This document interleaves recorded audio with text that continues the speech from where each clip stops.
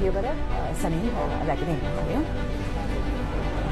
Yes, we are witnessing දර්ශන වලින් දැක ගන්නට පුළුවන් ප්‍රජාතන්ත්‍රවාදී එක්සත් ජාතික පෙරමුණ නියෝජනය කරමින් ගම්පොඩි ප්‍රසන්න සුරංජීව අනෝජ් ද සිල්වා නාම යෝජනා පත්‍ර බාර දීම සඳහා මැතිවරණ කොමිසම ඉදිරියට පැමිණෙන ආකාරය ඔබට දර්ශනවාදී එක්සත් ජාතික පෙරමුණ නියෝජනය කරමින් මෙවර ජනාධිපතිවරණය සඳහා නාම යෝජනා බහුමතීමට සූදානම්.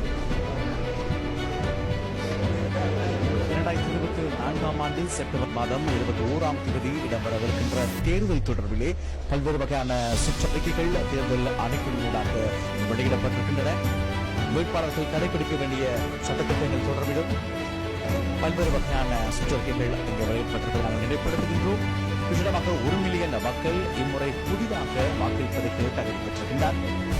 மொத்தமாக 17.1 மில்லியன் மக்கள் இந்த 2024ஆம் ஆண்டு இடம்பெறவிருக்கின்ற இலங்கை திருநாட்டின் 9வது நிறைவேற்று அதிகாரமுடைய ஜனாதிபதியை தெரிவு செய்வதற்கான இந்த தேர்தலில் வாக்களிப்பதற்கு தகுதி பெற்றிருப்பதை நாங்கள் இந்த தருணத்தில் நினைப்படுத்துகின்றோம். விசேடமாக இந்த வேட்பாளர் அட்டையை சமர்ப்பித்து அங்கே தேசிய அட்டை சமர்ப்பிக்கப்பட்டதற்கு முன்னதாக அது பரிசீலிக்கிறது இவ்வாறு මැතිවරණය සඳහා අවශ්‍ය කටයුතු සම්පාදනය කිරීම සිදු කරන ලද.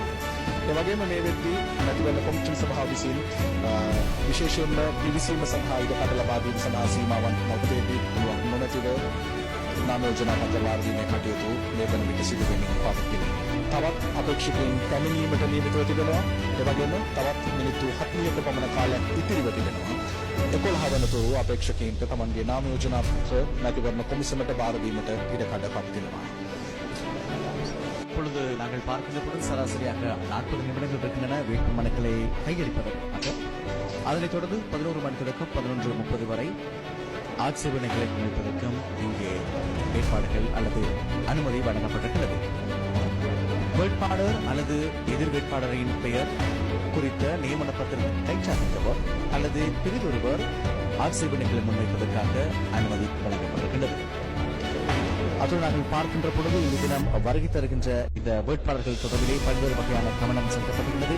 இவருடைய வாகனத்திலே விசேடமாக அடையாளமிடப்பட்டு அவர்களுக்கு ஊடக நிறுவனங்கள் தொடர்பில் பார்க்கின்ற பொழுது அனுமதி பெற்ற ஊடகவியலாளர்களுக்கு மாத்திரமே இந்த